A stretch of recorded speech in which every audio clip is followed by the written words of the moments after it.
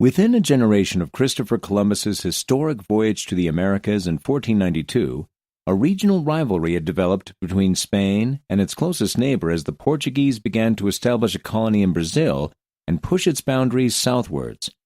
However, while the Portuguese and Spanish grappled over South America, the Spanish began colonizing the Yucatan in the 16th century after defeating various Mesoamerican groups, most notably Hernán Cortés's conquest of the Aztec Empire. Spanish accounts and Mesoamerican ruins have ensured that 500 years later, people remain fascinated by civilizations like the Maya and Aztec, as well as sites such as Chichén Itzá and Tikal. What is often overlooked is that the Maya and Aztec established kingdoms on lands that had been inhabited for millennia before them, and ancient cultures had not only left ruins, but also influenced the civilizations that came after them. Thus, while sites like Chichén Itzá are more famous, they drew upon past sites like Teotihuacan. Cholula is one of the most interesting, enigmatic, and forgotten cities in ancient Mesoamerica, and few people are aware that it is the oldest continuously occupied settlement in the entire Western Hemisphere. The current city is known for the Great Pyramid, which has the largest base of all pyramids in the world, as well as its many colonial churches and constant religious celebrations. All of these things ensure that Cholula is heavily visited, but the tremendous importance of pre-Hispanic Cholula has mostly been lost in the historical accounts of Puebla and even Mexico as a whole. Located in the Puebla-Tacala Valley within a very fertile area, the pre-Hispanic city of Cholula was founded around 500 BCE. It soon developed into an important city, and the construction of its Great Pyramid began around 200 BCE. During the height of Tehuacan's influence in the Classic period and the expansion of the Aztecs in the Post-Classic, Cholula managed to maintain its independence and grew to become the greatest religious center in central Mesoamerica. As the main site for the cult of the god Quetzalcoatl, Cholula received pilgrims from many pre-Hispanic cities, and the two high priests of the Temple of Quetzalcoatl were charged with confirming the legitimacy of these foreign rulers, making their role one of the most important in the region. In addition to its religious influence, Cholula was also a very important commercial center. Many lavish and exotic goods were traded at its market, and the city's merchant class also exported a variety of luxury crafts produced in Cholula, such as richly adorned textiles and very fine polychrome pottery. Cholula has been mentioned on some level in modern works concerning Mesoamerica, but in most cases it is simply named alongside a list of other pre-Hispanic sites. Most sources note that Cholula was a great religious center with a large pyramid and that it was the site of a terrible massacre perpetrated by the Spanish. But other than that, those details, the impressive city remains mostly unknown. As one writer put it is paradoxical that in Cholula that which the conquistadors set out to accomplish in 1519 persists till this day, that no one would know or value its past. A sacred city. Mesoamerica refers to an area that featured a cultural development lasting around 2,000 years, from approximately 600 BCE to 1521 CE, and the territory comprised in this culture area includes the center and south of Mexico, Guatemala, Belize, and parts of Honduras and El Salvador. The history of Mesoamerica has been divided by modern historians into three main chronological periods: the pre-classic, 1500 BCE to 300 CE, the classic, 300 to 950, and the post-classic, 950 to 1521. In some areas, including the center of Mexico, an additional period has been added and is called the Epiclassic, 700 to 900, corresponding with the collapse of Teotihuacan. Cholula, located in central Mesoamerica, is one of the few pre-Hispanic sites that has an occupation that lasted from the pre-classic period all the way to the post-classic. In pre-Hispanic times, Cholula was known by several names, but the most common was Tlachiatepeque, which means hand-made hill, a direct reference to the Great Pyramid. It is believed that it was the Tolteca Chichimeca who first used the name Cholula, although in the Nahuatl language the city was called Tolan Choloan Tlachiamala Tlaquepatal. In the Codex Historia Tolteca Chichimeca, the pyramid is shown as a hill with a large toad on top. Another one of its names, Chalchiotepec, or Jade Hill, derives from a legend that asserted a jade stone fell from the sky and landed in the shape of a toad. The Nahuatl term for jade is Chalchihuatl, and it was one of the most valuable stones associated to corn, water, and fertility. A third name was Chololan Tamazol Zalamatepec, in which Tamazol means toad and Zamalatepec means hill made out of adobe. The etymology of Cholula can also be interpreted in several ways. Choloan means the place where water springs up, but the verb choloa means to flee or run, and cholovian means place where you run. This is consistent with an image in the Codex Lienzo de Tlaxcala that shows Cholula represented by three men running, a road, and a pyramid. Very little is known about the first inhabitants of Cholula in the pre-classic period, but during the Classic it grew into a large ceremonial center that was contemporary with the great Teotihuacan. On January 31, 378 CE, a massive army arrived at the gates of the city of Tikal, one of the ancient Mayas' most important settlements in the Yucatan Peninsula. The events that transpired became known by the Spanish name entrada, entry, referring to the entry of Teotihuacan. While there is no clear record of the events due to the sheer scale of destruction that took place, it's clear that neither Tikal nor the Maya as a whole had ever seen anything like it, because these foreign soldiers not only conquered, but also subsequently ruled Tikal despite the fact they had come from Teotihuacan, located about 630 miles, 1,013 kilometers away.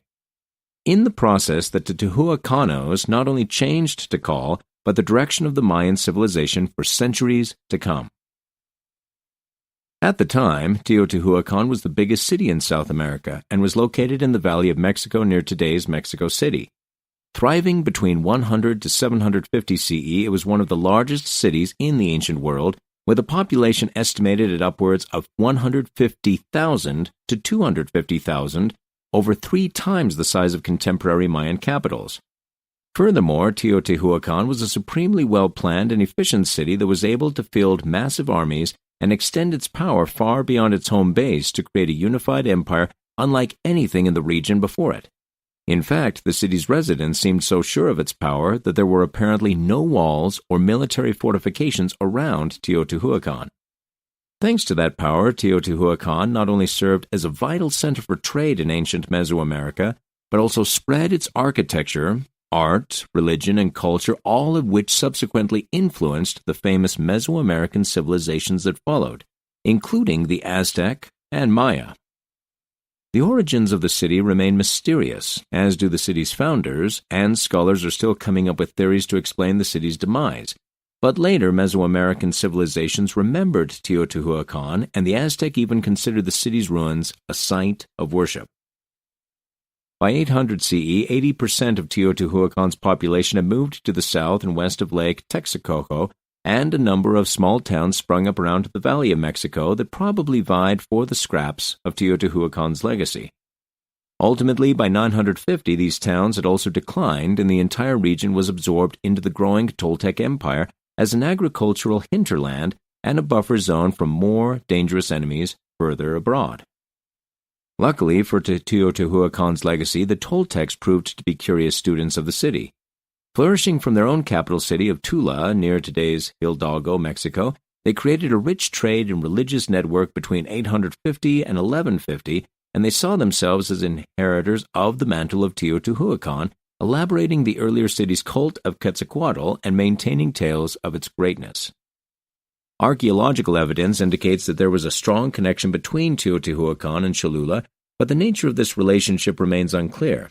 Some consider Cholula to have been a secondary center, while others believe the two to have been sister cities, and still others suggest that Cholula was the greater city that influenced Teotihuacan.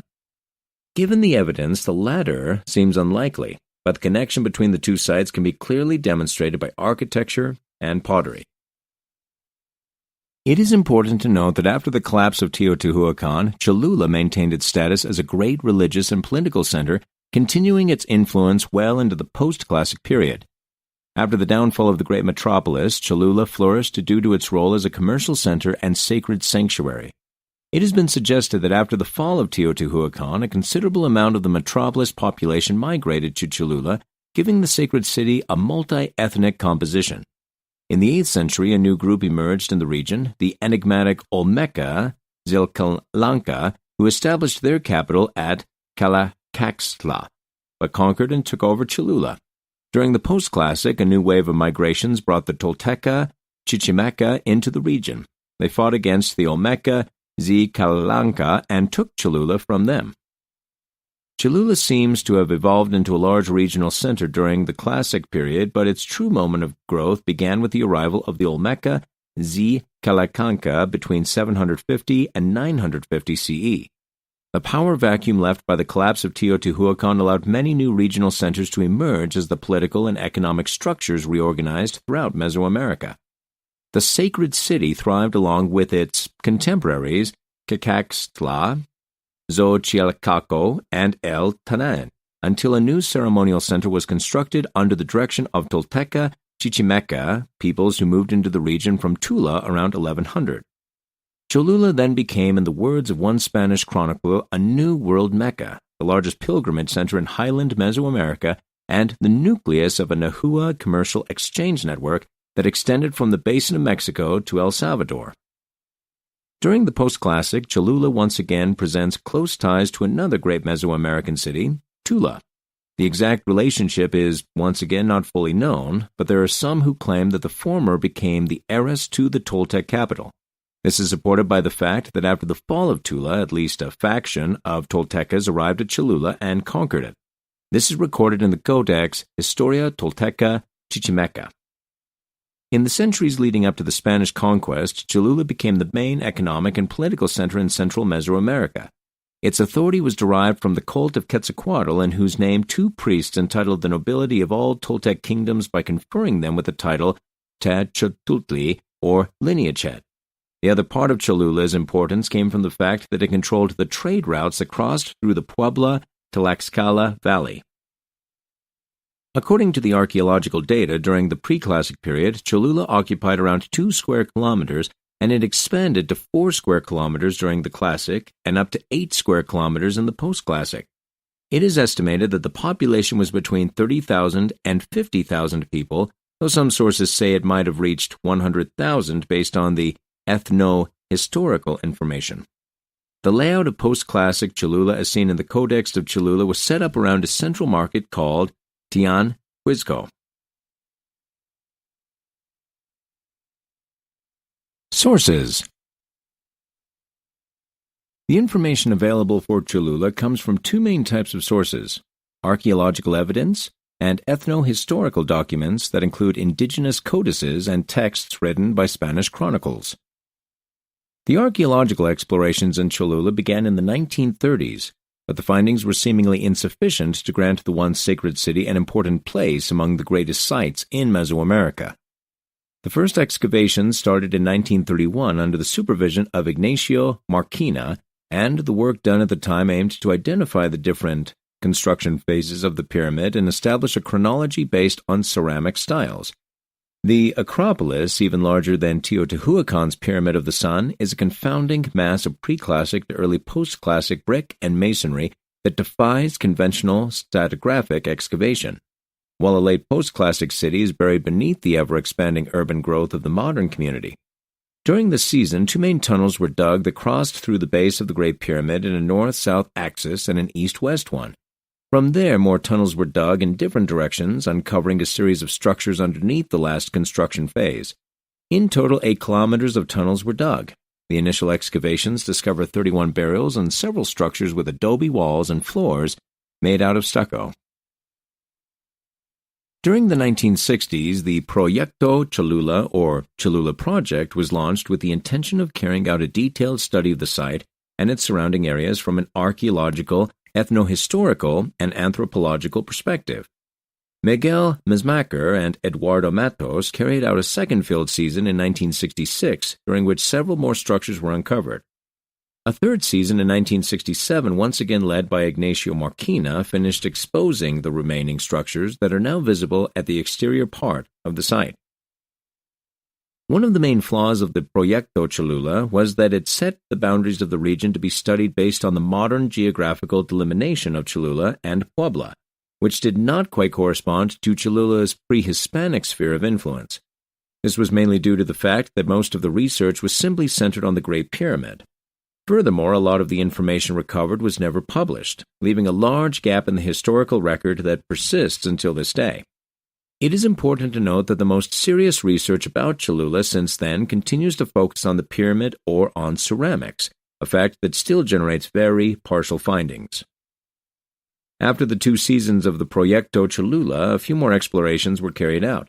Between 1967 and 1970, 341 skeletal remains were recovered beneath the floors of houses and plazas at a residential area located near the Great Pyramid. Ceremonial burials consisting of sacrificial victims were also recovered during excavations at Cholula. The skull of a female individual dating back to the Classic period was found during the field seasons of the Cholula project. The skull was located in the ceremonial center to the south of the structure, presenting talud tilbrero architecture from Teotihuacan. The interesting thing about the skull is that it was found without the jawbone and showed evidence of intentional cranial modification, so archaeologists believe that it corresponded to a secondary burial. The practice of cranial modification was common in many Mesoamerican regions, but it seemed to be linked to status, and in the case of this particular burial, it can be suggested that the individual was a member of an important class. Social stratification can be further seen in Cholula by the presence of other status markers such as ear, nose, and lip plugs. During the 1970s and 1980s, some minor archaeological work was done by the Universidad de las Americas Puebla, UDLAP, along with several salvage projects that provided limited data concerning the extension of the ancient city and human remains.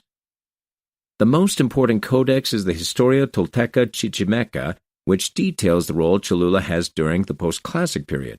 Among the Spanish documents, the most relevant information comes from Gabriel de Rojas, the colonial governor of Cholula, and letters written by conquistadors like Hernán Cortés and Bernal Díaz del Castillo. The Historia Tolteca Chichimeca is a 16th century codex that tells the story of the migrations of the Tolteca and Chichimeca peoples. As previously mentioned, this group arrived at Cholula during the post-classic period and took over the city. On leaf of the codex, the name glyph of Cholula appears represented in the following way. In the center, there is a hill representing the pyramid of Tlachilejalapatl, and on top of it there is a large green toad. The toad is associated to water, jade, fertility, and maize. The hill has 6 red flowers, and from the base of the pyramid, 2 undulating bands emerge. These bands represent the sacred spring that ran beneath the structure, which was considered a portal to the underworld. To the left of these bands there is a conch shell, and to the right there is a bird.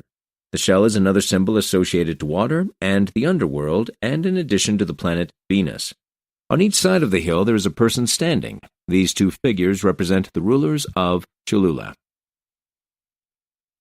On leaf 14 of the same codex, there is another depiction of the glyph of Cholula, which contains many of the same elements.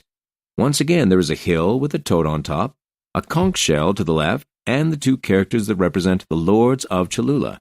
This image, however, shows 7 red flowers instead of 6. It is well known that Cholula was an important religious center that worshipped the god Quetzalcoatl. In Mesoamerican mythology, Quetzalcoatl is one of the 2 aspects of Tlahuascalpanachulti, or Venus, the other being Zolotl. The location of the Tlachiahuapalapatl corresponds to several important symbolic concepts. On the one hand, the presence of the sacred spring below the pyramid allowed them to have direct access to the underworld, while at the same time building an elevated platform that connected the celestial realm with the earth and underworld. This symbolism can also be seen in Quetzalcoatl, who is half Quetzal bird and half serpent. As a bird, he could reach the celestial realm, and as a serpent, he could be on earth and water, thus giving him access to the underworld. Part of the importance of Quetzalcoatl lies in his ability to reach all 3 realms. The expedition led by Hernán Cortés was recorded by several Spaniards, including Cortés himself. Many of these documents contain descriptions of pre-Hispanic Cholula, providing an interesting perspective regarding what the sacred city looked like at its height.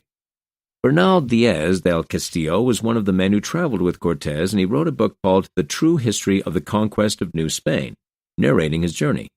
He described Cholula as being located in a plain near many inhabited areas, and that it was a very fertile land with an abundance of corn and other legumes, as well as maguey, from which puluk, a sacred fermented beverage, was made.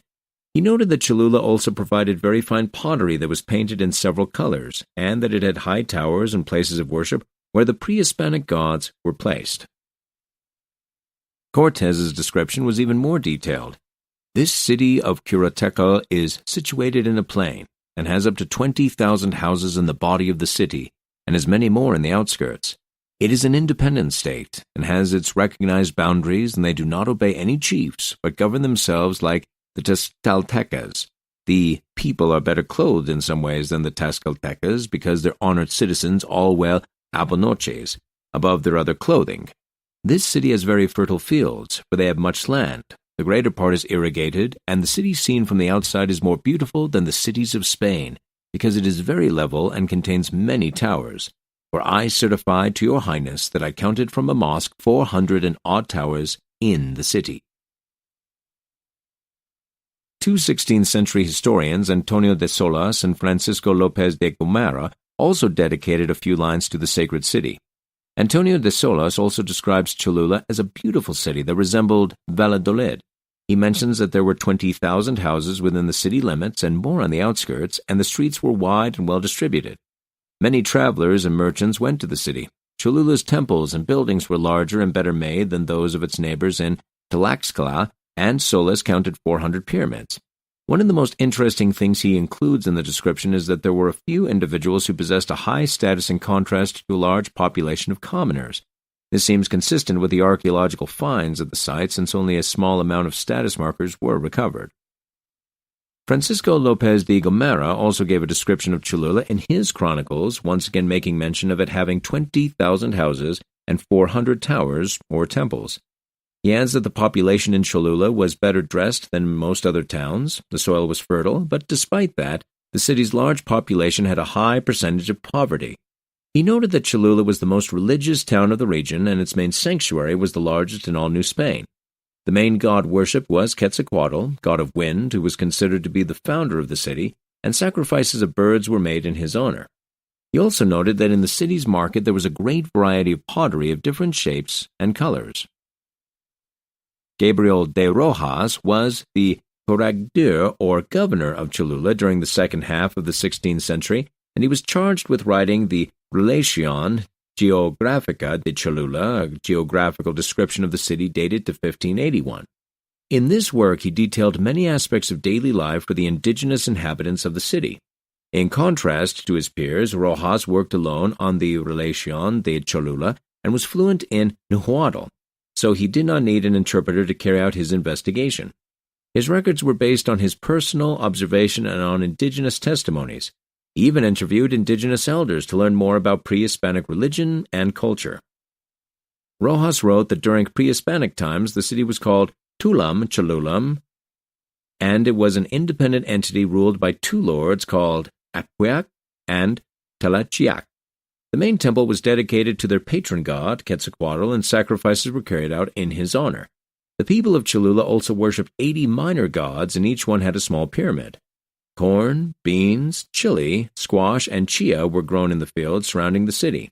There was also a large handmade hill built out of adobe consecrated to one of their gods called Chiochico Nahuatl, whose name means 9 rain. This corresponds to the calendar day of Ehecatl Quetzalcoatl. One of the topics that particularly interested Rojas was the massacre that occurred in 1519, which will be discussed further below. His research led him to conclude that the event was surrounded by controversy and that the different versions of what had happened made it difficult to reach a consensus on the matter. Despite the fact that he was himself a Spaniard, Rojas wrote about both sides of the story in his document. Pre-Hispanic Cholula. Cholula is the site with the longest history of occupation in the Americas. The archaeological evidence confirms that a permanent settlement existed there since the pre-classic, and the city continued to evolve until the arrival of the Spanish in 1519. The chronology of Cholula has been reconstructed mainly by using ceramic samples. The fertile land in the area is also rich with clay deposits, giving the city's inhabitants abundant raw materials to develop a very complex ceramic tradition, but archaeologists faced several problems when attempting to reconstruct Cholula's timeline, since many of the test pits contained mixed materials corresponding to different periods. This made the separation of styles by period very complicated, but the comparison between ceramic styles from contemporary sites like Teotihuacan helped shed some light. Vessel forms and decoration types were additional characteristics taken into account to separate pottery pieces across time. The ceramic chronology has been used to date buildings, structures, and other remains since they all contained pottery associated with them, but archaeologists have not been able to uncover much about the first inhabitants of Cholula. They are simply referred to as Cholulatecas, and the evidence shows that by 300 BCE they had already built a major settlement. During its initial stages, Cholula grew from a small hamlet into a bustling regional ceremonial center. It is difficult to determine the population density for this period due to the continuous occupation of the site, but the evidence points to the existence of a lake located where the campus of the Universidad de las Americas, UDLAP, is now. Excavations carried out there discovered ceramics consistent with the pre-classic period, as well as other materials like obsidian blades and other archaeological deposits from the same period also contained similar artifacts. During the Classic period, Cholula grew into a major religious center, and 3 construction stages of the Great Pyramid correspond to this time. The last one measured 350 meters per side and 66 meters in height, and ceramics, figurines, and obsidian have been found in archaeological contexts dating from this time. The influence of Teotihuacan can be seen in Cholula's architecture since a few of its buildings were constructed in the typical talud tablero style present all over the great metropolis. In addition, Teotihuacan-style ceramics have also been found. The presence of thin orange ware from Teotihuacan confirms the connection between both sites. Ceramic vessels like the ones depicted in the mural of the drinkers also correspond to the Classic period. Around 750 CE, Cholula was conquered by the Olmeca Xcalanca people, a multi-ethnic group originating in the Gulf Coast that had established their capital city, Calcaxtla, less than 20 miles away. Several structures within the archaeological complex date to this time. An abundance of ceramic shards can be found on the surface of the Great Pyramid and its surroundings. The continuity in the ceramic tradition confirms that there was no abrupt disruption at the site when the new ruling group took over. During the post-classic, Cholula continued to be an important religious center and was probably the main one in central Mesoamerica. It also developed as an important trade center where exotic goods were sold and traded by local and foreign potecas or merchants. Cholula became renowned for its beautiful polychrome pottery that was said to be the preferred ware of Moctezuma. Highly elaborate designs in red, orange, white, or cream, and black formed the characteristic decorative style of the ceramic style. During the Middle Post-Classic, 900 to 1325, Cholula saw an increased expansion, and by the late Post-Classic, 1325 to 1500, the city reached its maximum size with an estimated population between 30,000 and 50,000. As a religious and commercial center, much of the urban population would have been comprised of occupational specialists dedicated to a number of trades such as potters and weavers. Currently, the archaeological site at Cholula is made up of the Great Pyramid and the open ceremonial complex associated with it. But in addition to these areas, there are remains for a few other buildings that were part of the pre-Hispanic city. The following is a general description of all the main archaeological elements that can still be found in Cholula. The archaeological date places the beginning of the construction of Cholula's ceremonial complex around 500 BCE. Lasting all the way to around 1200 CE when it was abandoned and the city's capital was moved slightly. It reached the status of one of the great cities in Mesoamerica during the Classic period, and the Great Pyramid is the most representative feature of the ceremonial complex. The Great Pyramid's size and degree of decay made it look like a natural hill, which is why it's easy for people to not only realize it was man-made. The building is currently located along the border of San Pedro Cholula and San Andreas Cholula, and the base of the Great Pyramid measures 400 meters per side and over 65 meters in height. The last construction phase took place during the rule of the Olmeca Zilcalanca and was made out of adobe, which is not a common material found in other pre-Hispanic temples. It is possible that the structure was never finished due to the arrival of the Tolteca Chichimeca. Underneath the last building, archaeologists discovered at least 7 other structures. Moreover, the geographical orientation of the Great Pyramid is not random, as studies have confirmed that it is oriented 26 degrees from north. With this orientation, the pyramid would have been aligned with the rising sun on the winter solstice, which was linked to their agricultural calendar. The information recorded by the Proyecto Cholula concluded that the Great Pyramid contained 5 main construction stages, and it is sort of like a Russian doll, with several smaller buildings underneath the last one built. The reason this one was done in Cholula was to maintain the sacred lineage and power already held by the current structure. In the Mesoamerican worldview, there was a belief that every 52 years a new cycle began, and it has been suggested that many of these new constructions corresponded to the beginning of a new cycle. According to the data provided by Ignacio Marquina, the first structure had an almost square base, measuring 113 meters by 107 meters. The Talud Telbreo architectural style and the presence of mural paintings indicates that it dates to approximately 250 CE. The second building, measuring 190 meters per side and 34 meters high, has a rare architectural style, being made up of 9 levels that all contain stairs across their entire length. The third stage corresponds to a series of platforms, not pyramids like the other ones. It is important to note that not all the construction stages include a new temple, and on some occasions there was only partial remodeling done, such as in this case. The fourth phase consisted of a large building that covered the previous 3 constructions. During this stage, the largest part of the final pyramid was built, reaching a width of 400 meters per side. Adobe was used in the construction, which, when the pyramid was abandoned, deteriorated and became what now looks like a hill. The fifth construction stage corresponds to the post-classic period and includes structures like the Altar of Skulls, which contained the remains of a male and female. Recent research carried out in the pyramid's tunnels used new technology to generate a virtual map of the different structures located beneath the Tlachilahuap and discovered 3 additional construction stages. The first surprise was that there was an older building below the first one Marquina documented.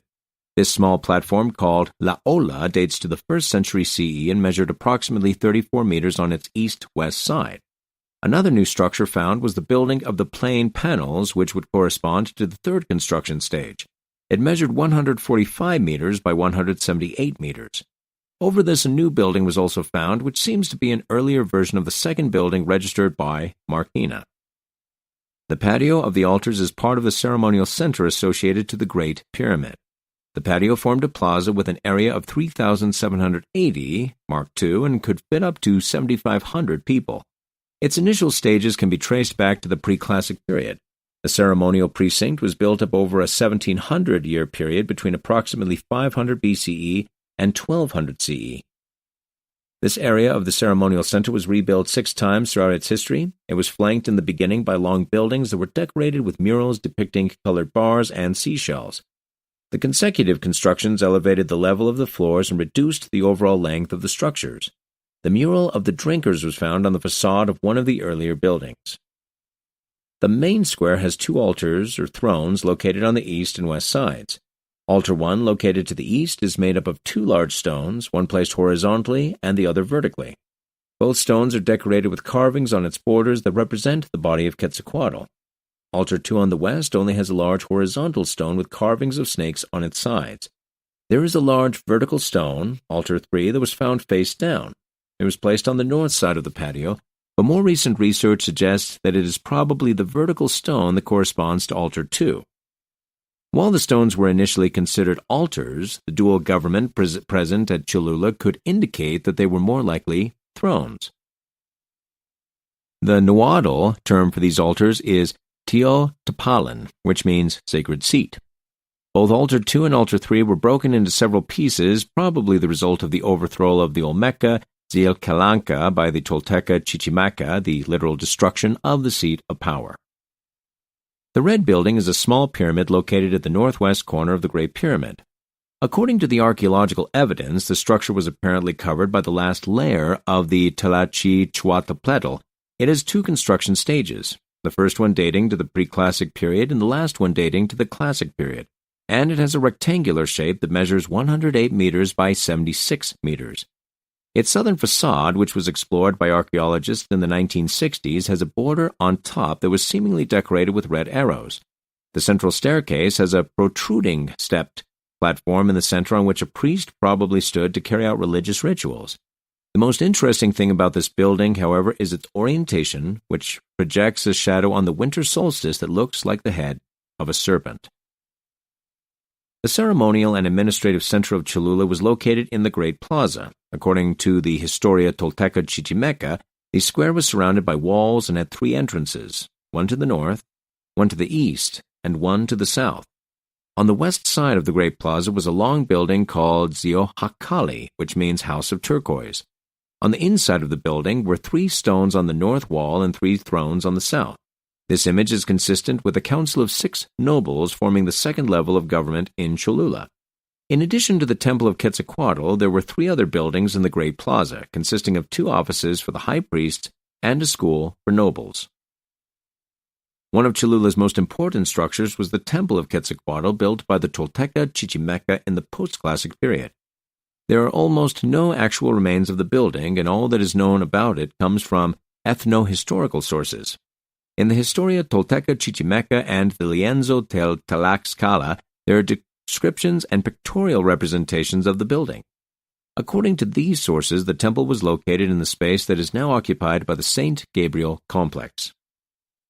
The temple would have been oriented towards the main plaza, which is now the Zocalo of San Pedro. Remains of stucco were found below the Zocalo, indicated that this area was used as a great public space in pre-Hispanic times. Below the Church of St. Gabriel, archaeologists uncovered part of one of the pyramid's original steps, information that confirms the location of the Temple of Quetzalcoatl. The temple was taller than the Templo Mayor in Tenochtitlan, according to Bernal Diaz del Castillo, who actually climbed up both pyramids. To the west of the Great Pyramid is a pyramid that now looks like a small hill. It is known as Cerro Cocoyo or Ascoyo, and it was probably part of the larger ceremonial complex. Currently, only a plaza separates this structure from the archaeological site. There is another similar structure located to the southwest which preserves a bit of the original adobe facade, but its degree of deterioration is high. Mural paintings have been found in sites across Mesoamerica, and Cholula is no exception. In addition to its huge pyramid and ceremonial complex, the sacred city contained at least 5 murals. Sadly, there has been no restoration work carried out to preserve them, and the information available on them is rather limited since no serious research has focused on them. The 5 known murals are the Mural of the Drinkers, the Mural of the Black Niches, Mural of the Grasshoppers, Mural of the Tiger Between Serpents, and the Mural of the Stars. The Mural of the Grasshoppers is the oldest, dating back to the 2nd or 3rd century CE.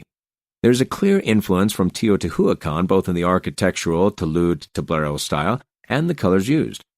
The Mural of the Black Niches probably dates to the middle-class period since its style is reminiscent of the niches found at El Tajen in the Gulf Coast. The Mural of the Stars is the only one that can be clearly seen at the site, and it is composed of a series of colored bands and stars with 5 points that represent the planet Venus.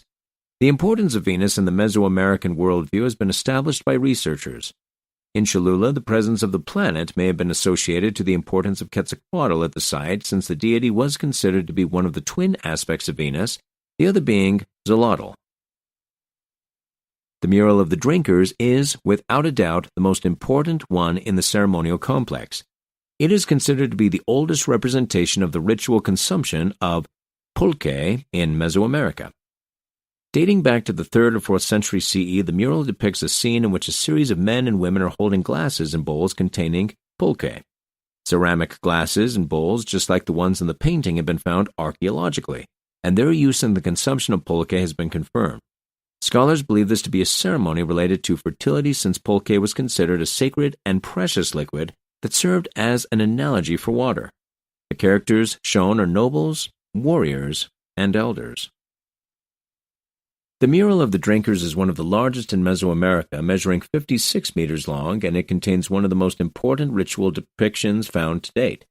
It is curious, however, that no detailed studies of the mural exist, and that most people have never heard of it. The mural was discovered by archaeologist Ponciano Salazar in 1969 during the excavations of the patio of the altars in the ceremonial center.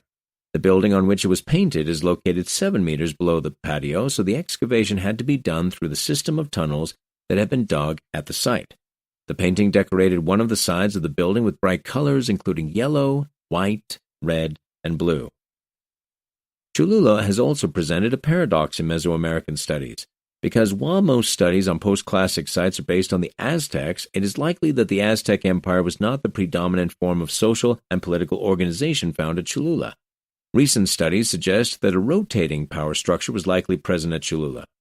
Cholula offers a more sophisticated understanding of the diversity of social, political, and economic strategies in Mesoamerica. The diversity of activities and relations in Cholula, combined with the city's multi-ethnic composition, surely required a more complex system of power. Rotating power structures have a far greater inherent stability than simple linear hierarchies. They involve far greater numbers of individuals in the power structure, and each individual has far more social capital invested in maintaining such power structures. Making multiple individuals into stakeholders, each with the potential for increased position and power, means that few will abandon their position and that all will actively promote the maintenance of such a system. The existence of rotating power structures in Cholula can be inferred from the city's social dynamics, economic activities, system of government, and religious role. The social interactions in Cholula were shaped by the arrival of numerous groups throughout the city's long occupation. After the collapse of Teotihuacan and the immigration of new ethnic groups to Cholula, the division of land was made according to the city's new multi-ethnic composition. One of the meanings of Cholula is to flee, and it was probably used to reference all the migrant population that arrived in the sacred city that had fled from the other parts of Mesoamerica. Each ethnic group that settled in Cholula and its surrounding areas possessed a patron deity that determined their people's profession, language, and cultural identity. Calpulten, or neighborhoods, were established that corresponded to these different groups. Each one had its own leader, but they were all governed by 2 supreme priests. By 1168 CE, a migrant group from the north settled in Cholula. For 5 years, the Tolteca Chichimeca lived under the rule of the Olmeca Xilcalanca until they finally became strong enough to take over the city. This change in the power structure did not mean the complete demise of the Olmeca Xilcalanca. They were simply displaced to the southern part of the city and allowed to retain certain autonomy.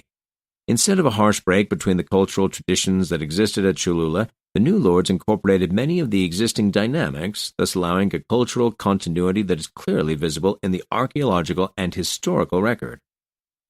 Coexistence between both groups led to a gradual process of acculturation, with its most notable evidence being the adoption of the dual political religious system of the 2 priests, Tezacoc and Amapain, by the Tolteca people. After the Tolteca Chichimeca, Cholula was seemingly invaded by other groups like the Ujazincas in 1359 and the Tenochtitlan a century later, yet when the Spanish arrived, the Tolteca Chichimeca and the Olmeca Xilcalanca were still the 2 predominant groups in the city. The Historia Tolteca Chichimeca mentioned that Cholula was divided into Calpuleca, and it is interesting that this division during the post-classic period carried on into the colonial era and still remains to some extent in the present, although there is no longer an ethnic component. The multi-ethnic composition of Cholula can be traced back to the end of the classic period. After the collapse of Teotihuacan, which was already a multi-ethnic city, a large percentage of its population seems to have migrated to Cholula. In addition, other groups like the Olmeca Xilcalanca and the Tolteca Chichimeca arrived. The presence of these last 2 groups generated a strong social division during colonial times that eventually led to the political separation of San Andres Cholula, which used to be one of the barrios of San Pedro.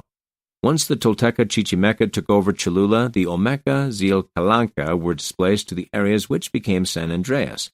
Over time, both San Andreas and San Pedro began to compete for power and resources, and eventually San Andreas managed to become an independent municipal district. A slight rivalry persists between the 2 cities to this day. In pre-Hispanic times, part of Cholula's importance as a trade center had to do with its strategic location as an obligatory point of passage between the Valley of Mexico and the southern and eastern regions of Mesoamerica.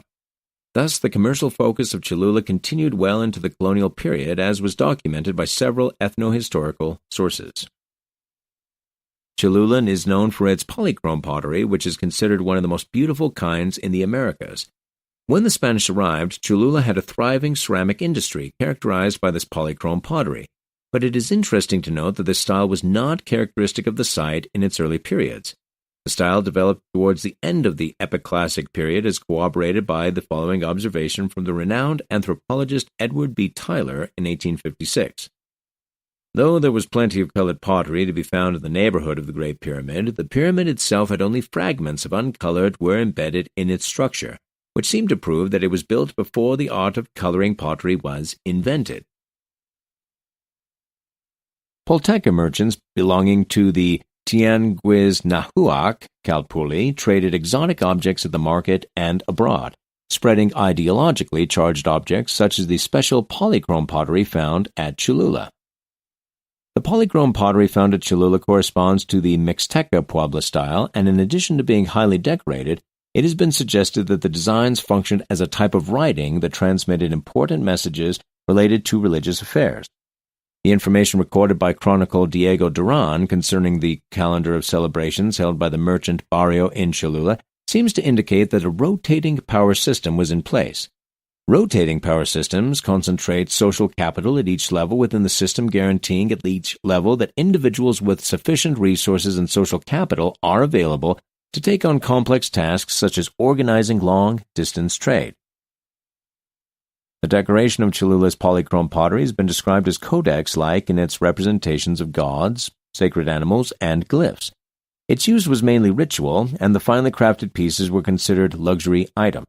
The merchants of Cholula sold it alongside quetzal, feathers, jade, jaguar skins, onyx, and rock crystal.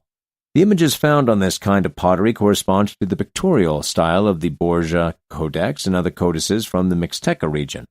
Many of the images are actually symbols associated with the sun, the moon, warriors, death, day, and night, and these important symbols typically found in bands around the borders of pots, plates, and bowls. Cholula was a hub of religious and economic activity with high-quality craft production used to communicate ideological messages relating to religion, ethnicity, and status. The ethno-historical sources also mention that there was an important textile industry in Cholula in which only high-quality clothing was made. Cloths were dyed in many colors, but the cochinilla used to obtain a red color was one of the items that the Potecas exported. Gabriel de Rojas wrote that they were particularly good dyers of whatever color, and they had made a business dyeing wool thread in diverse colors to make rich huipiles and valuable tilmas. They make thread from rabbit and hare fur and wool that maintains its color perfectly until worn out. Large numbers of spindle wools have been found during archaeological excavations that are consistent with large-scale textile production. Rojas included a detailed description of the type of clothing worn by the people of Cholula in this document. Men's costume in peacetime was a tamatal, or square white cotton cloth knotted at the right shoulder, and a narrow loincloth and shoes like the canvas sandals used by the ancients. The women wore a highly painted cotton underskirt down to the foot, and on this were diverse square borders and paintings that they call nahua, and over the petticoat the women wore huipiles, similar to a sleeveless surplice, long clerical outer garment with its hems or borders embroidered in colored cotton with a fringe of rabbit fur and embellished with duck feathers for effect. These huipiles have two square shields, escudos, one on the breast and the other one on the back, that were colorfully embroidered with diverse motifs such as birds, fish, and animals. As in most of Mesoamerica, Cholula had a theocratic government, which means that politics and religion were intimately linked and functioned as one unified system. The government in Cholula had two levels, with the first headed by two high priests, the Chalachiac Tzezcozak, possessor of chalk beads, and the Aquiac Amapame, possessor of paper flags. The Chalachiac was associated with the jaguar in the underworld, while the Aquiac was associated with the eagle and the celestial realm, including rain. This political and religious duality formed the base of Cholula's theocratic government, which was furthered by the participation of the nobles of each Calpulli. The second level of government was thus made up of a council of nobles. The sources indicate that this council was formed by 6 men who represented the 6 Calpultan of Cholula, a Puay Tualtone, together with the Tetetuan lineage heads or kings, administered the lands of the city as a polity religiously, but confederations of kingdoms throughout the Mexican highlands submitted to the authority of two high priests in matters of alliance and factional dispute. The Spaniards compared Cholula to Rome in this regard and considered how much of the ecclesiastical authority in the Vatican was dominated by Roman families at this time. One can envision a system in which hegemony over much of southern Mexico could have been managed throughout the same Cholula families, noble houses or lineages, generation after generation. Post-classic Cholula was the main center for the cult of Quetzalcoatl, Venus, and sacred knowledge. The site's importance was such that nobles from across central Mesoamerica made pilgrimage to Cholula so that their authority could be confirmed at the main temple. Rojas explained that the degree of devotion in Cholula was comparable to that of Rome for Christians and Mecca for the Muslims. The appeal of the cult of Quetzalcoatl centered at Cholula, and the cult ceremonies associated with becoming a Telcuhuilti, or lineage head, essentially a king, transcended all local religious customs and bound ethnically diverse peoples together into simple social and political units, facilitating elite alliances and economic exchange throughout the central and southern Mexican highlands. As the Rome of New Spain, Cholula then continued to fulfill its role in supplying a centralizing ideology without the military dominance of an imperial capital as Tenochtitlan had been. As a religious center, Cholula received visitors from throughout the Valley of Mexico, and they attended religious ceremonies in honor of Quetzalcoatl. There was a well-organized hierarchy of priests in charge of the different ceremonies and rituals. According to Rojas, the priests of Quetzalcoatl wore black capes trimmed in different colors depending on their rank.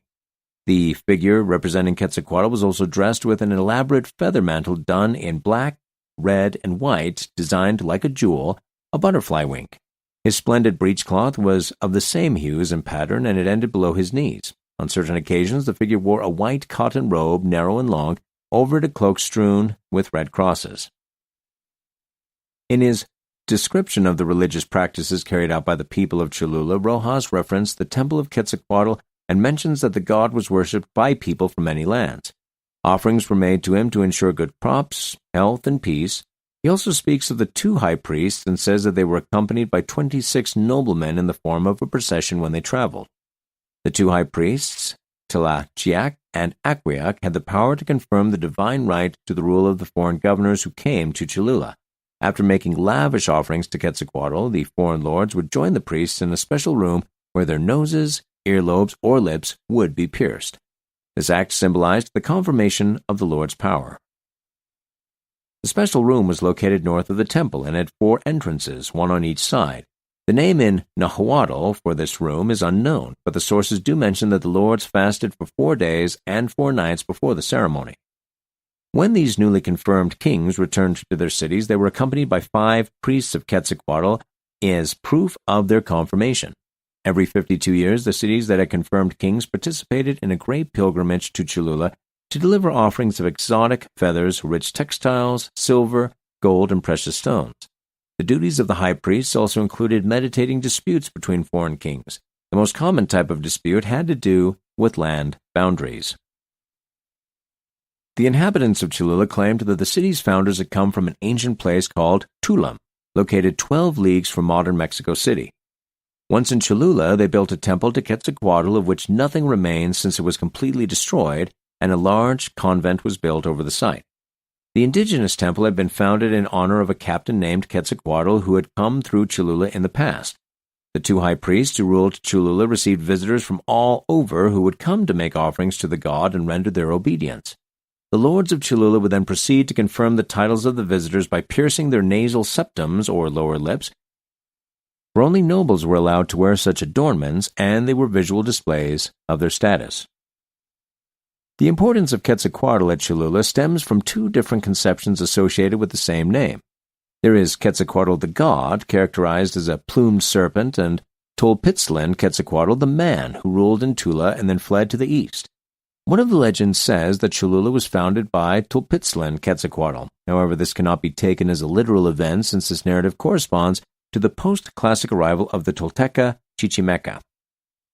Rojas's account noted Quetzalcoatl being named as a leader who founded Choloan, afterwards revered as a god. However, it is possible that Quetzalcoatl, as founder of the historic Tolan, has been confused with Quetzalcoatl as founder of Tola and Cholula. The circumstances surrounding the establishment of the former center might well have been transferred to the latter to enhance the prestige and antiquity of the new Toltec headquarters.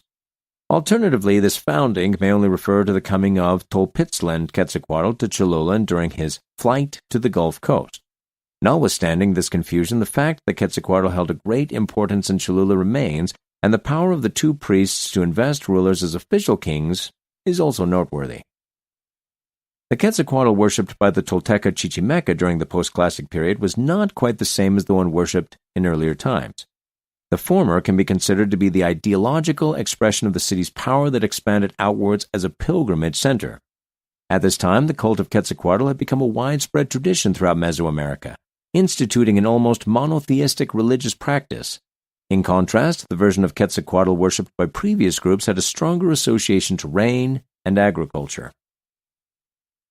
The worship of Quetzalcoatl seems to have continued after the Spanish conquest, as is described by Duran in the following passage. I wish to give warning that there is a diabolical custom among the natives, especially in Cholula, where the god Quetzalcoatl was worshipped. Peddlers will travel for 10, 12, and even 20 years, earning and saving up 200 or 300 pesos, and after their toil, wretched eating and sleeping, they offer a most lavish banquet. There they spend all their savings. What I most regret is that they follow the ancient custom of holding that memorial feast in order to celebrate their ancient titles and set themselves on high. This would not be wrong, except that for their celebration they await the day on which the god Quetzalcoatl was honored. The connection between Cholula and Quetzalcoatl can be further seen in an ancient Aztec song. In the song's lyrics, Quetzalcoatl is described as a merchant that reigns in Cholula, a region with abundant water, humidity, and fog. This corresponds to a symbolic representation of the Tlalocan, which was the paradise of Tlaloc, the rain god. Rojas mentioned that the patron god worshipped in Cholula was Chico-Nahuatl, a deity associated with merchants and whose name means nine rain. This corresponds to the calendar day of Hacatl Quetzalcoatl. Rojas noted that then there was a scarcity of rain. Children between 6 and 10 years of age would be sacrificed in honor of Chico-Nahuatl atop the Great Pyramid. The evidence indicates that since the pre-classic period there was an ancient practice of worshipping rain gods in Cholula. Rain was in turn connected to agricultural fertility, which was commonly represented by pulque. This system of beliefs continued into the classic period and was somehow fused with Hacatl, god of wind, and Quetzalcoatl. By the post-classic, Cholula had become the sacred capital of a pan-Mesoamerican religious tradition that was further strengthened by the arrival of the Tolteca Chichimeca, who reinforced the image of Quetzalcoatl. A celebration known as Te Pahuatl, described by Spanish chronicle Bernardino de Sahagun, was intimately linked with Cholula. Sahagun wrote that Cholula was the sacred city of the gods of rain and of the patron god of the merchants. The celebration included the veneration of mountains since they draw rain and are often places under which springs spurge. In the case of Cholula, the Tlachiahuapetl symbolized the mountains where the rain gods live. Among the sacred mountains listed by Sahagun are 3 that surround Cholula: the Popocatépetl, the Ixtacuatl, and the Matalcoatl, now known as the Malinche. A 4th mountain called Mayahual had not been located geographically, but it is noteworthy that Mayahual is also the goddess of pulque, a sacred beverage that is also strongly tied to Cholula. As has been mentioned, Cholula had a strong connection to rain deities, and pulque, a sacred ancestral fermented beverage, was also associated to rain and the agricultural cycle. Codices narrate that the gods gave men pulque throughout the Tlacuache, a kind of opossum native to Mexico. This animal was venerated since ancient times and held an important role in rituals related to the earth and agriculture. In the case of pulque, there were also several gods associated with it. A ritual burial found in Cholula dating back to the post-classic period contained a ceremonial plate decorated with the image of one of these gods, of pulque that was identified by his facial paint.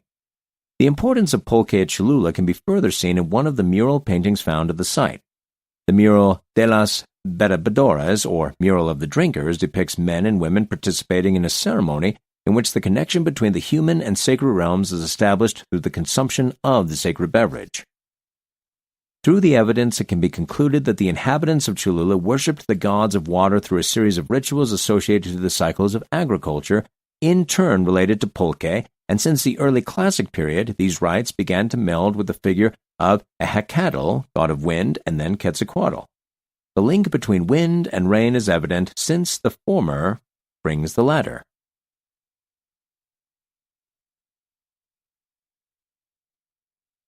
The arrival of the conquistadors. Naturally, the arrival in 1492 of Christopher Columbus on the Leeward Islands of the Bahamas triggered the first of the great permutations that would reshape South America and Mesoamerica forever. Though he was Italian, Columbus sailed as an agent of Spain's Catholic monarchs, Ferdinand and Isabella, and he discovered the New World in the name of the kingdoms of Aragon and Castile. Columbus's log and his early letter to his financier Louis de Santiago, which are the earliest accounts of the Discovery Project, a politically expedient confidence and optimism since he did not wish to lose his contract with Ferdinand and Isabella, but Columbus was likely very confused by what he found. The people and their way of life clashed with what he expected, and the disposition of the many small islands he found was difficult to reconcile with the maps of the East Asian coast he had so avidly studied. His most important goal was to reach terra firma, since it was there that he would find the great trading empires whose wealth he wished to tap into. Thus, the early accounts contain a number of strategies of interpretation that attempt to fit what he has found into his preconceived framework. First of all, he attempted to map the territories he found in the Caribbean, however improbably, onto Asian geography as he understood it. The northern islands of the Bahamas he imagined may be part of the island empire of Cipango, Japan. The long-lost coast of Cuba, where he arrived next by heading to the southwest, must be part of China.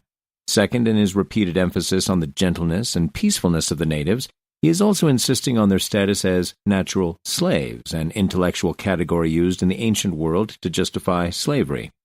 More specifically, he concluded they must be among the peoples from whom the great Khan drew his many slaves.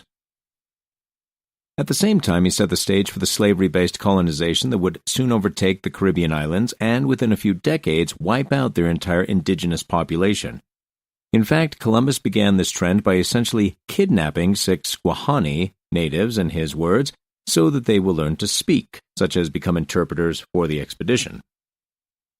For reasons that are not entirely clear, Columbus decided within a few months to proceed with great haste back to Spain, as he announced in his log on January 8, 1493.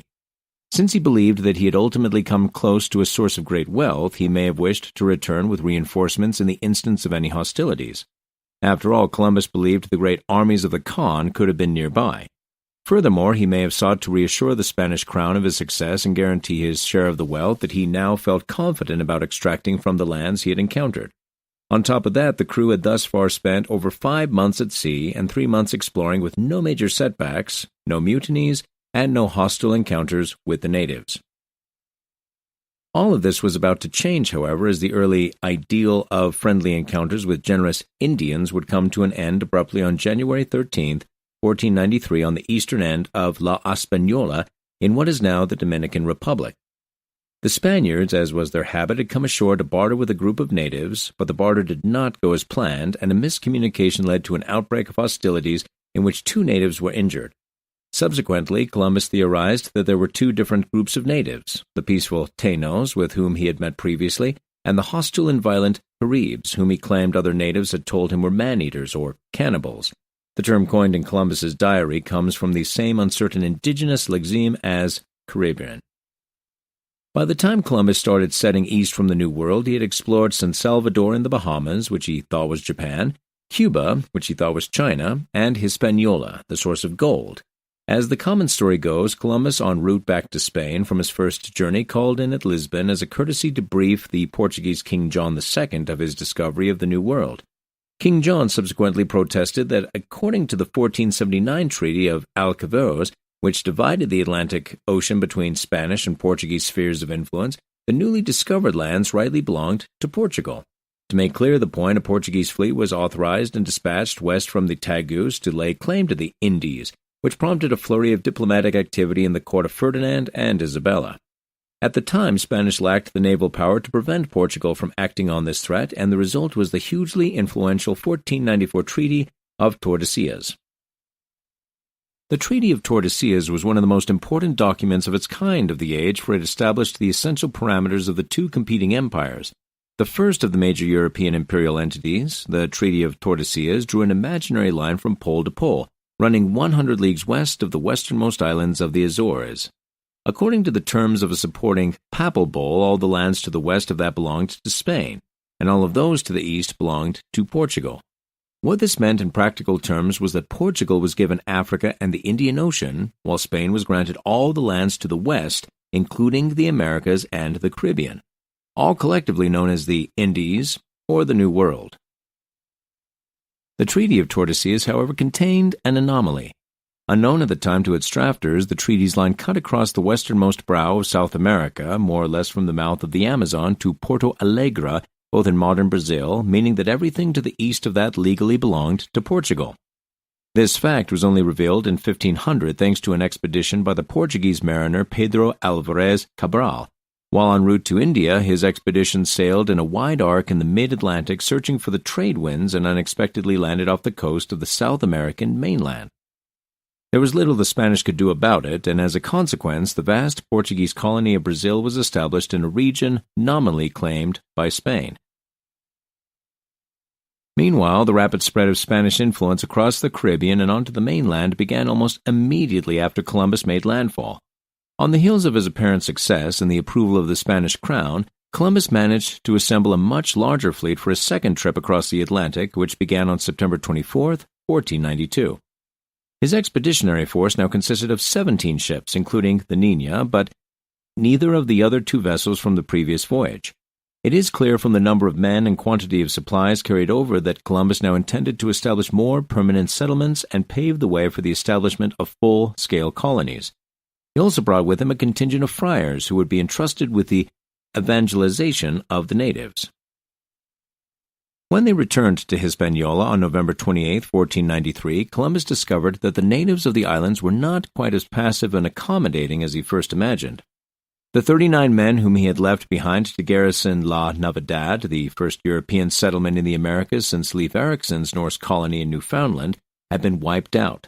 The men, presumably as a result of their rapacious desire for gold and probable abuse of local women, eventually became unwelcome among the nearby tribes, who likely exterminated them. The consensual and peaceful colonization that Columbus had promised to undertake had been little more than a brief illusion. The urge to spread Christianity, in particular Catholicism, formed part of the royal obligation to the papacy that was written into the informal charter of every European monarchy at the time. The Muslim conquest of Europe and the Reconquista all tended to add urgency to the need to spread the true faith before it could be adulterated by Jews, Muslims, and later Protestants. At the time, during the reign of the Holy Roman Empire, the popes wielded as much power as the kings, and the intertwining of church and state was in many respects absolute. At the same time, Spain commanded a rapidly expanding mercantile empire, so while most of these early journeys of exploration were publicly authorized and sponsored, they were also privately organized and usually led by individual adventurers or adelantado, acting loosely on contract for the crown. An essential element of these expeditions, of course, was local labor and resources, so early explorers tended to confine their interest to well-populated regions. They were not interested in geographic exploration for its own sake, but to evangelize and plunder, which meant the primary regions of the pre-Columbian empires and their capital cities became the targets of the Spanish Empire in the New World. When Hernán Cortés departed for the island of Hispaniola in 1504, the memory of Columbus's discoveries was still fresh in the minds of the Spanish public. Columbus himself was still alive, but as a result of his disastrous stint as governor of Hispaniola, he had been relieved of his title of Viceroy of the Indies, and the Spanish crown had moved to centralize control over the new colonies and ensure their profitability. Though Columbus's voyage to the New World is now remembered as one of the seminal events of the last millennium, at the time it still represented a bit of a disappointment. After all, Columbus's goal had been to reach Asia and ensure Spain's access to the trade in luxurious commodities such as spices and silk, and he had also hoped later in his career to reach the legendary gold mines of King Solomon. Instead, what he had actually achieved was now uncertain, but it was becoming clear that rather than reaching the eastern edge of Asia, Columbus had arrived at a different landmass altogether.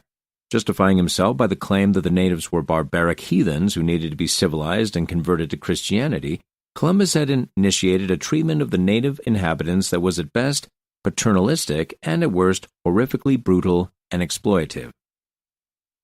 Making matters worse, Columbus had attempted to exploit the islands of Hispaniola and Cuba for gold only to find that the deposits were scarce. In the meantime, a system of thinly disguised slave labor came into being under the name of encomienda, or entrustment. The notion was that Spanish settlers would be granted a piece of land and power over the natives who inhabited it. Their responsibility would be to instruct the natives in religion, in return for which service they could exact tributes of gold or other valuables, or labor in extractive or agricultural activities. The system laid the ground for the plantation slave economy that would later become prevalent in the Caribbean. It was into this environment that Cortés arrived in 1504, still not yet 20. Although Columbus had met with a friendly reception from the inhabitants of the islands he first visited, the conflict between Spanish settlers and natives had now become implacable.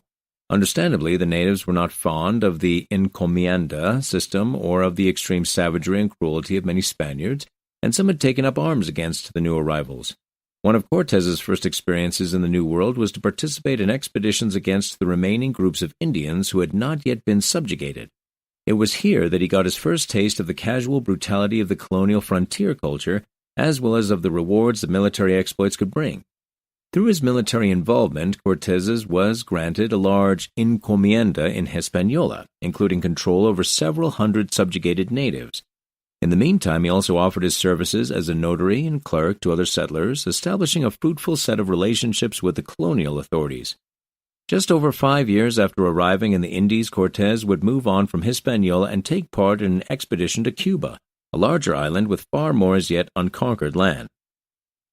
Once he had gained his commission in 1518, Cortés wasted no time in gathering a fleet of ships and an army of ambitious followers to whom he promised riches and land. In addition to permanently defraying his debts, Cortés now aimed to establish a permanent presence on the terra firma, which no Spaniard had yet accomplished since Columbus' failed attempt to colonize what is now Panama nearly 20 years earlier. Cortés had little clear sense of what he would find, but rumors had long circulated about the existence of great empires with enormous treasures of gold. A precious expedition to the coastal Yucatan region of what is now Mexico had ended in failure, with the Spanish ambushed by local Mayans and the leader of the Spanish group injured. Certainly never averse to risk, Cortés was happy to take his chances with reattempting the same expedition. Governor Velasquez, uneasy about Cortés's ambitions, attempted to restrict the newly minted Captain General from actually conquering and settling any territory, mandating that he should establish trade relations with the local inhabitants instead. Velasquez apparently had an inkling of the fame and wealth that Cortés would achieve if he did manage to colonize the mainland, and certainly did not trust Cortés to follow the orders he was given. When the fleet was nearly organized and ready to depart, the governor attempted twice to intervene and relieve Cortés of his leadership. Velasquez first sent a messenger whom Cortés promptly ordered killed, showing perhaps for the first time the full extent of his ruthlessness, and by the time Velasquez intervened a second time, Cortés was already just about to set sail and simply departed in direct defiance of his superior. Thus, when his 11 ships departed with a crew of over 500 men, they did so in open mutiny, taking advantage of the automatic delay that would be required for the governor to gather another expedition to go after them. Given that Cortés had invested a great deal of his personal wealth and gone into considerable debt to finance his excursion, it is not entirely surprising that he would behave with his degree of audacity. He likely sensed that he had lost the goodwill of Velasquez and would not be given another opportunity after this. Had he remained, he would have been at the mercy of his creditors, and without any obvious way of turning his situation around, since he had already risen about as high as he was likely to in Cuba, his future was by no means guaranteed at this point. But he could be sure that he had few other options than to stake everything on success. Sailing from the southeastern end of the island of Cuba in early 1519, the closest stretch of coast Cortés and his crew would find on the mainland was the Yucatan Peninsula, once home to the large and wealthy Mayan Empire. The Maya had in recent centuries fragmented into smaller subgroups and city-states, and their wealth was now diminished. Previous Spaniards had found little success in the region, and Cortés probably set his sights somewhere else even before he landed. But he did spend some time on the island of Cozumel, just off the Yucatan coast. Although he did not send a large land expedition into the peninsula, he acquired some of his most valuable assets there. First, he came across a Spaniard, survivor of a 1511 shipwreck, who had been living among the Maya ever since. This man, Geronimo de Aguel, was now fluent in the Yucatec Mayan language, but he was also eager to return to his own people. Cortés took Aguilar in, and with that he had something that other conquistadors had lacked, a fully bilingual translator. Aguilar's language skills would have been of little use among the Nahuatl-speaking peoples further to the west had it not been for a second key encounter. On the other side of the Yucatan Peninsula, Cortés was given possession of a young woman by the chief of another group of Mayas. This woman, it turned out, was a native of central Mexico and a fluent speaker of Nahuatl as well as of Mayan and other languages. Cortés called her Dona Marina, but her original name was probably Malinali, and she would later become known as Malintzin or Malinche to Mexicans. With the combined services of Aguilar and Dona Marina, Cortés now had the ability to communicate fluently with most of the peoples of Mexico, a capacity that gave him a crucial advantage in information gathering over earlier explorers such as Columbus, who proceeded with at best rudimentary translation services even in his later travels. Through the communicative chain he was able to establish, Cortés was able to find out not only the location of the great and wealthy Aztec Empire, but also the resentment many neighboring tribes felt towards the Aztecs, a hostility he would make use of for his own purposes. Religion provided another fruitful area for Cortés's manipulations. While still on the Gulf Coast, he began attempting to evangelize the native inhabitants, essentially demanding that they accept Christianity or face the consequences. Given what is known of his unscrupulous character, it is difficult to imagine that the conquistador earnestly wished to bring these people to the true faith. But religion proved useful to him in several ways. For one, it allowed him to sanctify a mission that otherwise seemed transparently motivated by greed and egotism. This would prove particularly helpful in gaining royal support back in Spain, since the most widely accepted justification for conquests was that they were a way of spreading the faith. After all, this principle was at the basis of the encomienda system, since the holder of an encomienda was charged with instructing his subordinates in religion. Second, the natives understood from their own belief system that to accept a conqueror's rule also included accepting the conqueror's God. When Cortés and his men destroyed the native idols in a temple and replaced them with crucifixes and virgins, it was above all a gesture of power. Third, and even more cynically, religion provided a pretext for unleashing violence. When natives refused to accept the gospel and persisted in their allegedly satanic practices, Cortés used this recalcitrance as a justification for attacking and killing them, since rejection of Christ could be presented as an act of aggression equivalent to war. Several of the most brutal massacres against unarmed people he and his men carried out were performed in the midst of rituals so that they could claim that they had used force to prevent their victims from carrying out their pagan rites. Cortés was adept at rhetorical displays of piety, but his behavior in war was so craven and so blatantly un-Christian that many contemporaries, including the king himself, had some trouble swallowing his protestations. Having established alliances with several of the coastal peoples while still remaining in contact with Aztec emissaries and holding out for a requested meeting with Moctezuma, Cortés eventually marched inland toward Tenochtitlan. He departed with about 300 of his own men, plus several hundred Totonac allies, leaving another 100 or so Spaniards behind in Veracruz. Along the way he encountered another people which had long rejected the legitimacy of Aztec rule, the Tlaxcalans or Tlaxtecas. They were a particularly warlike people, as the Spaniards discovered in a series of skirmishes with them. It appears that both groups concluded after a series of meetings between Spanish and Tlaxcalan emissaries that each could make use of the other in a common war against the Aztecs. It seems rather evident that the people of Tlaxcala were simply waiting for an opportunity to attack their rivals, and the conquistadors were giving them just that.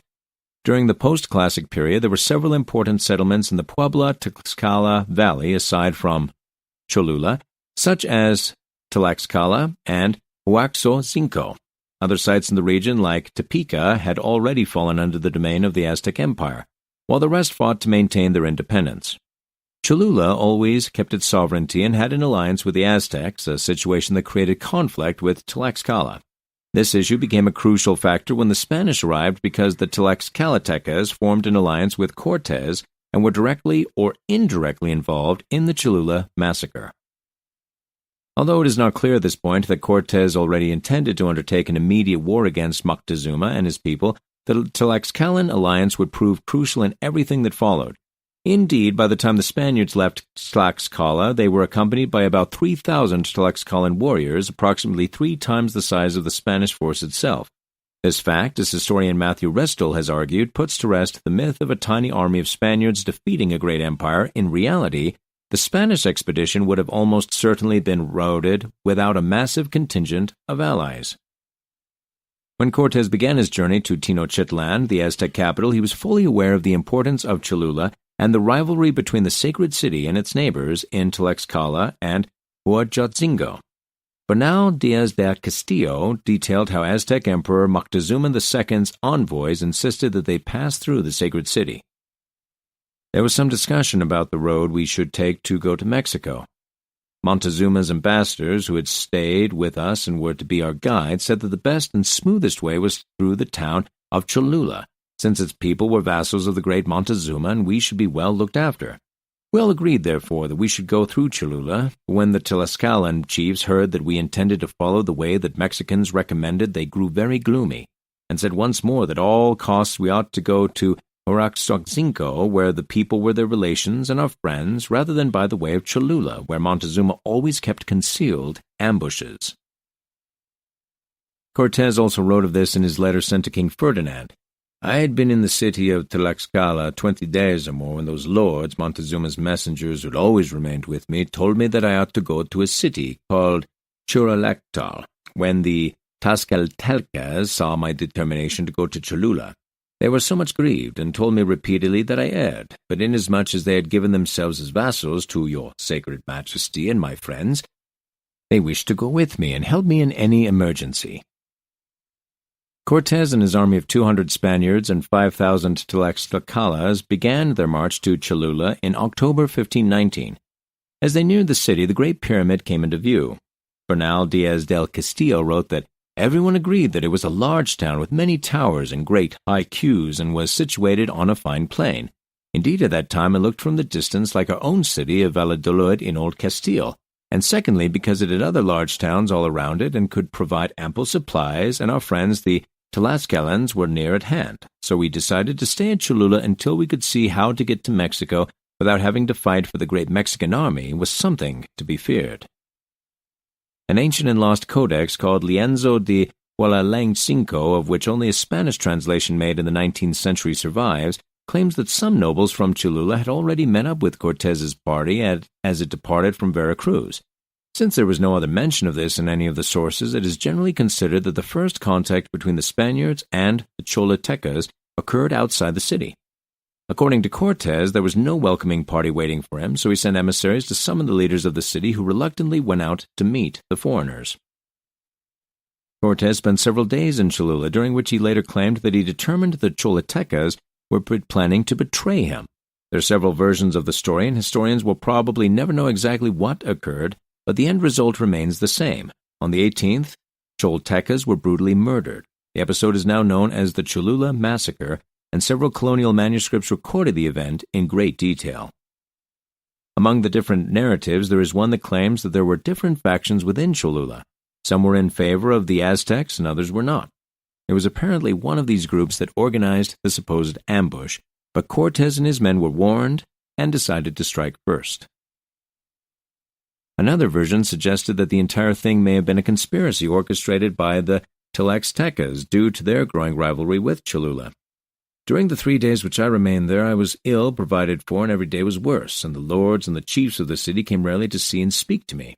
I was somewhat perplexed by this, but the interpreter whom I have, an Indian woman of this country, who I obtained in Utonchen, the great river I have already mentioned in the first letter to your majesty, was told by another woman native of this city that many of Montezuma's people had gathered close by, and that those of the city had sent away their wives and children and all their goods, intending to fall upon us and kill us all, and that if she wished to escape, she should go with her as she would hide her. The female interpreter told it to the Geronimo de Aguilar, the interpreter whom I obtained in Yucatan, and of whom I have written to your highness, who reported it to me. I captured one of the natives of the said city who was walking about there, and took him secretly apart so that no one saw it, and questioned him. And he confirmed all that the Indian woman and the natives of Tlaxcalteca had told me. As well on account of this information as from the signs I had observed, I determined to anticipate them rather than be surprised. According to the chronicle Torquemada, Cholula was divided into 6 neighborhoods, 3 of which supported Montezuma and the Aztecs, and 3 that did not. These differences influenced the fact that Cholula inhabitants were incapable of offering a firm, solid, and homogeneous stance against Spanish conquistadors. The arrival of Cortes and his army in Cholula, combined with the disagreements between the people of Cholula and Tlaxcala, the latter had allied with the Spanish, generated a tense and confusing environment that led to the massacre unleashed by the conquistadors. When the massacre began, it became obvious that the people of Cholula had little military experience. They were craftsmen, merchants, and religious advocates, not soldiers. Furthermore, as future events demonstrated, not even the Aztec capital could withstand the bloody slaughter brought on by the conquistadors and their allies. They attacked the people of Cholula and set fire to many of their buildings, while the Cholotedacs fought back as best they could. Cortes wrote, "I scoured the city, fighting during 5 hours, leaving our dwelling place, which was very strong, well guarded, until I had forced all the people out of the city at various points, in which those 5,000 natives of Tlaxcala and the 400 of Sempol gave me good assistance." This massacre is considered one of the bloodiest in Mexican history, so it has generated plenty of debate. For example, Las Casas judged Cortes and claimed it was all part of his plan and agenda to instill fear in the indigenous population. Bernal Diaz del Castillo, who traveled with Cortes, defended his actions and claimed that after the deed, some of the nobles of Cholula confessed that there had, in fact, been a plan to attack the Spaniards. A third theory suggests that the Tlaxcaltecas made up the whole conspiracy to push Cortes into slaughtering their enemies. Regardless of which version is true, the sources suggest that anywhere from 6,000 to 50,000 people were killed, and given that Cholula's population was somewhere between 30,000 and 50,000, it is clear that a considerable percentage of the population did not survive. Cortes submitted the surviving people of Cholula to his will and used horrific tactics to ensure compliance. A manuscript called the Manuscrito del Apareamiento, manuscript of the dogging, shows a cruel punishment being exacted on one of the high priests while the 6 nobles of the council wait their turn. The priest is being attacked by a savage dog that is tied to a chain being held by a Spanish soldier. The 6 nobles are bound and seem to be watching the spectacle while Cortes and his indigenous translator, Dona Marina, hold a rosary and make Catholic signs in an attempt to rid the evil from their souls. Even decades after the event, the indigenous population of Cholula was still outraged, a fact made clear in the Codex of Cholula, drawn 70 years after the deed. In that codex, the Cholotecas show dismembered bodies scattered around the city's center and Spanish soldiers armed with swords and shields. Cholula's colonial chapter began with the Hispanization of the Nahuatl name of the ancient city. The 6 pre-Hispanic ethnic groups that resided there were ascribed into 6 Spanish barrios or neighborhoods. Indigenous nobles were allowed to govern temporarily with certain restrictions, but their political power began to dwindle with the arrival of the Corregidor and the creation of the first indigenous municipal council in 1537, which allowed commoners to be able to climb up the social hierarchy. Many of the indigenous elites that survived the conquest continued to hold important roles in their neighborhoods. The evidence claims that there were some who opposed the new system, while others cooperated fully. Some were able to recover their influence and even gain certain standing with the Spanish, but their power only lasted as long as they were useful. During the first years of the colonial regime, Cholula was an encomienda, but in 1531 it became a corregimiento that encompassed less than half of what the pre-Hispanic territory had been. On October 27, 1537, Cholula was granted the title of city and officially named San Pedro Cholula. The founding of the city of Puebla in 1531 caused Cholula to lose 30% of its territory. Cholula received the title of República de Indios, or Republic of Indians, in 1537 and became a subordinate of Puebla. Despite the fact that Cholula was meant to be a city for indigenous people only, many Spaniards saw economic opportunities and began to settle there. In contrast, Puebla remained exclusively a Spanish city. The Relaciones Geográficas were detailed descriptions of important cities across New Spain. Each corregidor was in charge of collecting information to respond to the questionnaire that consisted of 50 questions. The document compiled by Gabriel de Rojas included a map of San Gabriel Cholula, now San Pedro Cholula. The map was likely drawn by an indigenous Teleculo and shows the main streets and buildings in the city. A few elements stand out in the drawing. The first is the Convento de San Gabriel, a large religious complex that was built over the pre-Hispanic temple of Quetzalcoatl. This convent was the first Catholic building in Cholula, and its construction began in 1531. The main church was clearly built using the stones from the pyramid, and it is the only building in the city that preserves the original pre-Hispanic orientation. Everything else was lined up with the Spanish grid that basically forms a Cartesian's plane. The Spanish administration opted to maintain the pre-Hispanic Calpultan to maintain order in Cholula. They simply decided to name patron saints for each one and place their name before the indigenous place names. In Gabriel de Rojas' map, there are 6 such neighborhoods: San Miguel, Tian Guiez Onhuac, Santiago Mizquilta, San Juan Texpolco, Santa Maria Cuantlan, San Pablo Tecama, and San Andreas Colomoxco. The indigenous barrios or neighborhoods were marked on the map with a church and a hill or tepetle, which indicated the location of the ancient pyramids. It is well known that many churches were built on top of pre-Hispanic temples. The old Tlachtlahuapatel is also drawn on the map, shown with water coming out from under it in a very similar way than in the Historia Tolteca Chichimeca. The Great Pyramid was abandoned centuries before the arrival of the Spanish, and its state of decay was probably so advanced that the first Spaniards confused it with a natural hill. The active temple at the time of the Spanish arrival was located to the northwest of the pyramid. It was destroyed soon after, and 3 Franciscan structures were built in its place. The Tlachiahualeptepetel was not torn down, but a church dedicated to the Virgin de los Remedios was erected on top of it. Most of the other pre-Hispanic structures were destroyed during the colonial period. This has been Cholula, the history and legacy of the sacred city that dates